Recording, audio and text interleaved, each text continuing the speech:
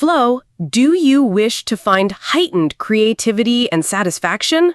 We all can achieve this state, blending psychology, philosophy, and practical insights. The book Flow by Mihaly Csikszentmihalyi is a groundbreaking exploration of optimal human experience. Hop on and learn about how to be in your flow always. Have you ever been so engrossed in an activity that you lost track of time? You were so focused and engaged that you felt absorbed entirely and at peace. If so, then you've experienced flow. Introduction. Flow is a state of optimal experience where you are fully immersed in the present moment and wholly absorbed in what you're doing. It's a state of effortless concentration where you feel challenged but not overwhelmed, and are so focused that you lose track of everything else. We will discuss the book Flow by Mihaly Csikszentmihalyi. In his book Flow, Mihaly explores the psychology of optimal experience. He argues that flow is the key to a happy and fulfilling life. When we're in flow, we're not only more comfortable, but we're also more productive, creative, and resilient. In this summary, we will explore the concept of flow in more detail.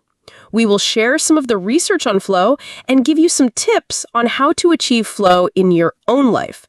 So if you're interested in learning more about flow and how it can help you live a happier and more fulfilling life, we encourage you to read this summary until the end.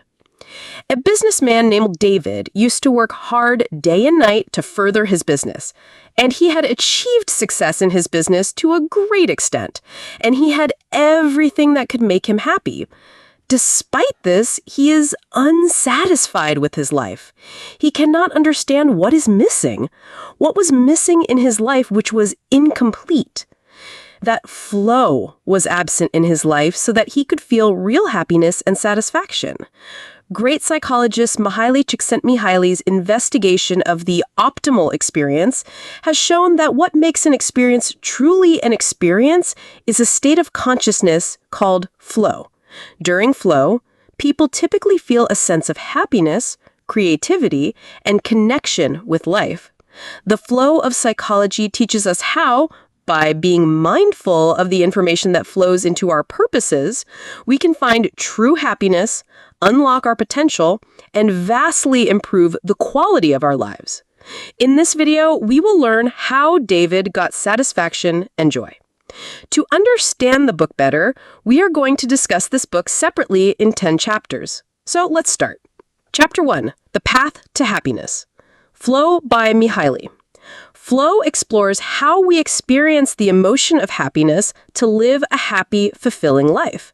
This is achieved when we immerse ourselves in a state of sublimation that the author calls flow, a state of mind in which one is adaptive to challenges. We temporarily lose control over our sense of self and our time. Using a system of targeting and quick response, we can achieve a state of flow to create alignment with work, increase self-worth, and find meaning in life. Happiness doesn't come by seeking it. The more you aim for joy, the more you miss it. This happens as a side effect of your dedication towards a cause greater than yourself. In this chapter, the author explains where happiness comes from. According to their research, it is not something that passes by, nor is it the result of luck or randomness. It is also not something that we can measure with money. In other words, happiness does not depend on external effects, but on how we perceive those effects. Although many believe that external forces determine joy and happiness, there are very precious times when we rely upon earthly control of our actions rather than being in control. And when this situation occurs, happiness, satisfaction, and supply will have even more positive long-term effects on our lives. That phenomenon is Csikszentmihalyi. This situation does not happen when people are inactive, but it does happen when you are in a state of flow. An hour seems to pass in the blink of an eye. Karma and consciousness become one. You feel completely in control. You think that what you are doing is important, and it is worth experiencing, which comes from intrinsic motivation. So from today onwards, harness the power of flow to find real happiness. Chapter 2, The Physical Composition of Human Consciousness. Looking at the past, adopting the old times, feelings, and thoughts of the cultures were considered ideal. The rule, it is no longer relevant in this day and time where we are advised to confess our thoughts and express the feelings we want to. People who control their thoughts and feelings are often described as harsh or emotionless. However, according to the author, those who know how to take advantage of their discomfort to gain control over consciousness are the ones who live happily. Once we understand the machinery inside, we can control them and decide what life will be like. We humans have developed consciousness-specific points of evolution. Because of this, we can make a difference between stimulus and response. Through this, we can use our senses for lying, writing poetry, or scientific hypotheses. And most importantly, regardless of external fluctuations, you can make yourself happy or unhappy by changing your assumptions. We can do all of this ourselves. Over their average lifetime, a person collects about 185 million information units, such as sounds, visual stimuli, or the nuances of feelings and thoughts. In this way, our knowledge makes up the most of our understanding sets. Now, the question becomes, how does the information get into the mind? They are sent to the mind through mental energy. Or more simply, attention is attracted to that information. So you need to take care to bring the things to your benefit. For this, forget the external distractions and focus until you reach your goals. Chapter 3, Happiness, Quality of Life. When we see someone rich, famous, or well-dressed, we automatically believe they live a fulfilling life. However, later we realize this is not happiness. They are the ones who suffer. But do you know why? Because a person who wants to improve the quality of life not only improves the quality of the environment, but more importantly, improves the quality of his experience. We need to seek happiness, not fun. The author has pointed out a difference between happiness and fun. Pleasure satisfies simple therapeutic needs, such as eating or sleeping. Furthermore, fun satisfies needs and wants, while also motivating oneself by using skill and concentration to overcome the limits of instinct with which we can fulfill our great goals and, simultaneously, control ourselves. But most people want instant gratification to compensate for their difficult days. Making fun a priority isn't challenging, but putting a sense of happiness over the fun is easy. Creating fun and rewarding but difficult to achieve removes them from great opportunities for innovation and development. For example, many people watch TV or movies after a tiring day at work. In this situation, they are inactive and can easily wander off. At the end of the week, they're immersed in alcohol or drugs, but the result is often the same. They harm themselves and lose control. The mind often doesn't do what we want it to do to achieve our goals, but we shouldn't choose the path of least resistance, either, because it's the easiest to stray off from. Most enjoyable activities don't come naturally. They require an initial effort that you may not initially enjoy doing, but once your skills begin to respond, they become a gift you can use. They are very valuable. You can feel these changes yourself. Just make a start and unleash your remarkable results. There are specific ways in which we can incorporate into our daily routine to achieve the goals that we have set. The first way is to make external situations according to the plan, while the second is to experience external conditions so that they can be according to our goal. One is based on manipulating the outer world, while the other option suggests changing our opinion about external situations, which is more correct. The factors used to create flow are divided into 8 parts. One or more of these factors are always active when experiencing flow. First, flow is usually experienced when we are faced with tasks that we have the opportunity to accomplish. Second, we can pay attention to what we are doing. Third and fourth, focus is usually possible when the work has clear goals and immediate responses. Fifth, a man works with a deep but comfortable partnership that drives awareness away from the worries and sorrows of everyday life. Sixth, enjoyable experiences give people a sense of control over their actions. Seventh, the concern about oneself disappears, yet after the end of the flow experience, the feeling of self emerges stronger. Eighth, the meaning of time changes. Hours pass in minutes. Chapter 4. Finding Flow. Looking at the actions that often create flow, we gradually understand what makes people happy. One morning in Naples, Italy, an American tourist bought a statue at an antique shop. Thought. The store owner charges an offensive price of that statue, but when he saw that he would pay that price, he said that the item was not for sale. Now think, why did he do this? The shop owner charges such a high price, not because he wants to profit from the guest, but because he wants to enjoy his intelligence. It helps sharpen his mind and train him to improve his sales skills. Whenever we do something neither easy nor difficult, we push our limits to achieve more. For example, when you play tennis, you enjoy trying to hit the ball over the net the first time.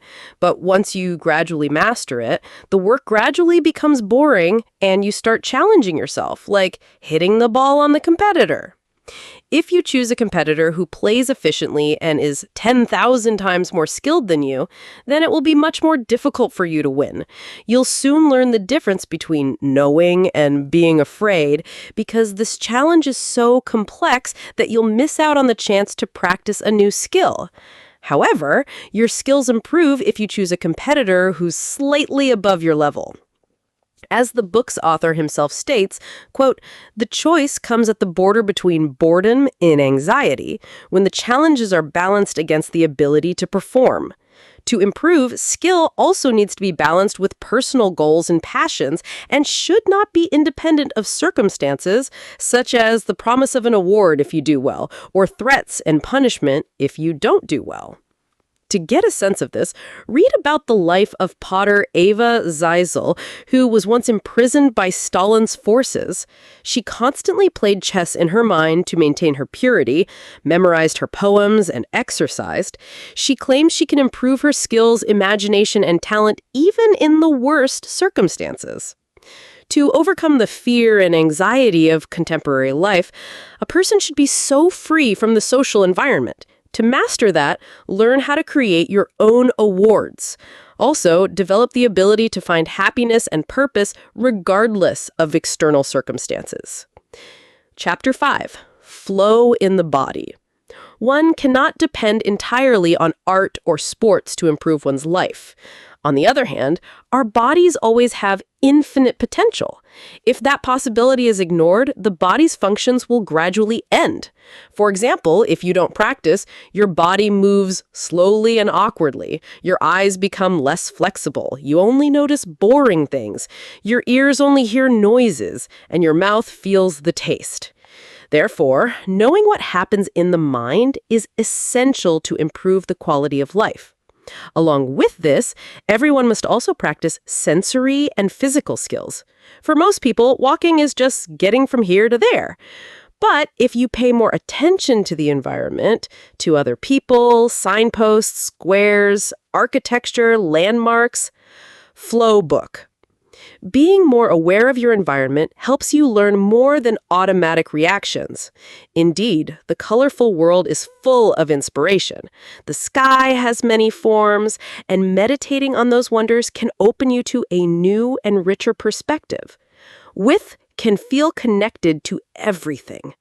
In addition, if we mention the attraction of the magic of the song, nowadays with just one simple operation, we can access countless styles of songs. But rarely do we get lost entirely in those loud, delicate voices. And then, if you pay attention to the music you're listening to, it opens up a whole new level. Intelligibility, feeling your body's reactions to each beat, each sound, association when equivalent images come to mind. So, analyzing each structure of the piece and comparing it with other versions, other musicians.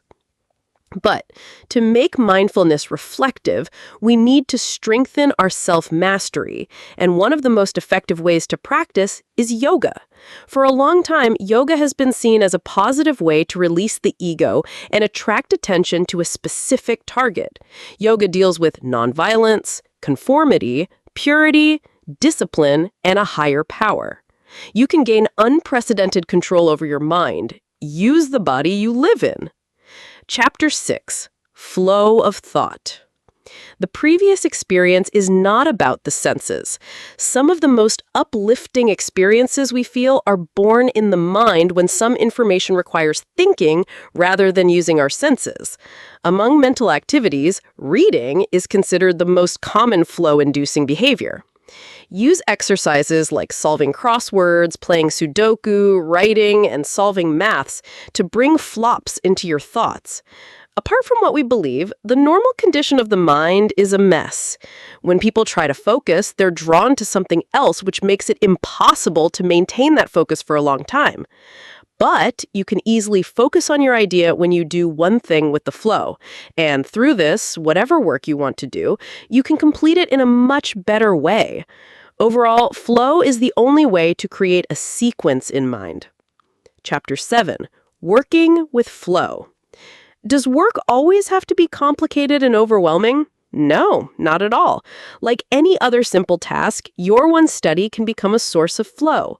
All it takes is goal setting, feedback, mastery, and challenge. Many highly skilled jobs are well done for a sense of flow. But do you know why only a few people still have that feeling while working? Many people must be fully committed to work.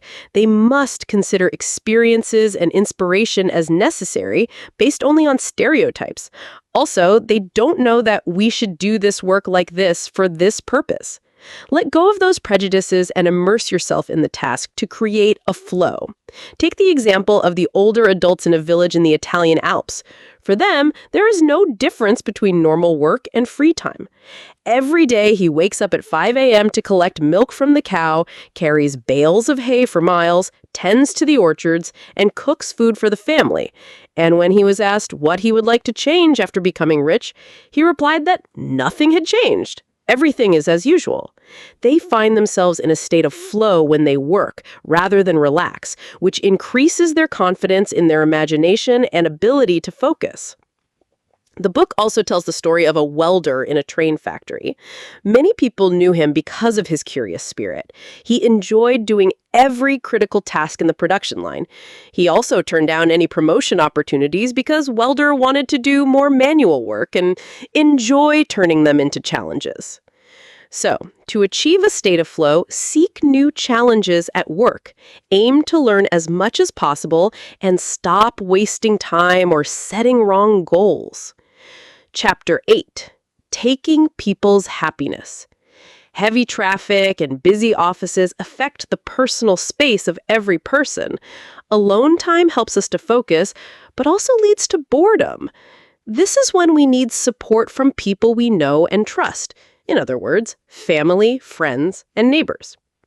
An ideal family is one of honest suggestions, unconditional acceptance, and support in achieving long-term goals.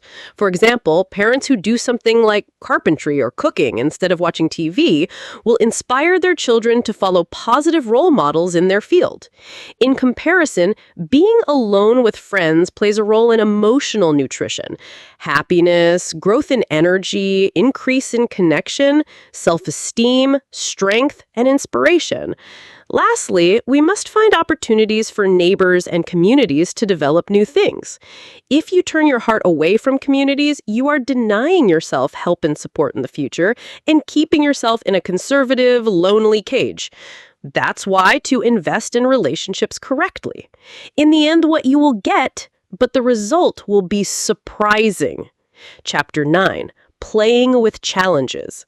This chapter discusses the need for a healthy competition mechanism, especially if you must work in flow. Flow summary. Some people derive their disruptiveness from within, others from external factors such as religion, country, or family, while some from mastery of art, music, or science. They stress the importance of turning adverse conditions into flow conditions and emerge stronger from challenges to enjoy themselves. This concept is like finding opportunities in difficulty. If you want to change the condition in a positive way, then you have to follow 3 steps.